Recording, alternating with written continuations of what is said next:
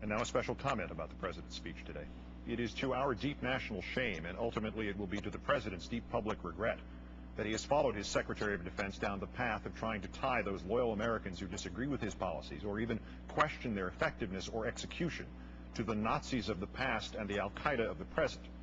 Today, in the same subtle terms in which Mr. Bush and his colleagues muddied the clear line separating Iraq and 9/11 without ever actually saying so, the President quoted a purported Osama bin Laden letter that spoke of launching, quote, a media campaign to create a wedge between the American people and their government.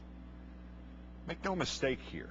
The intent of that is to get us to confuse the psychotic scheming of an international terrorist with that familiar bogeyman of the far right, the, quote, media, unquote. The President and the Vice President and others have often attacked freedom of speech and freedom of dissent and freedom of the press. Now Mr. Bush has signaled that his unparalleled and unprincipled attack on reporting has a new and venomous side angle.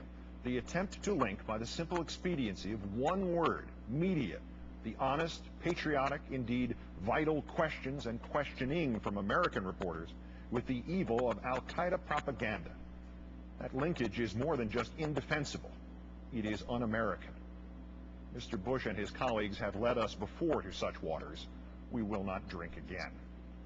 And the President's rewriting and sanitizing of history so it fits the expediencies of domestic politics today is just as false and just as scurrilous.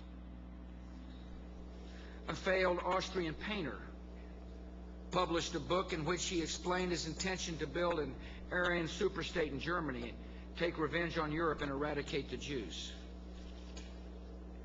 The world ignored Hitler's words and paid a terrible price.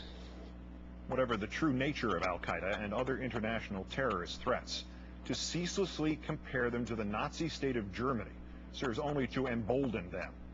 Moreover, Mr. Bush, you are accomplishing in part what Osama bin Laden and others seek, a fearful American populace, easily manipulated and willing to throw away any measure of restraint, any loyalty to our own ideals and freedoms for the comforting illusion of safety. It thus becomes necessary to remind the President that his administration's recent Nazi kick is an awful and a cynical thing. And it becomes necessary to reach back into our history for yet another quote from yet another time, and to ask it of Mr. Bush. Have you no sense of decency, sir?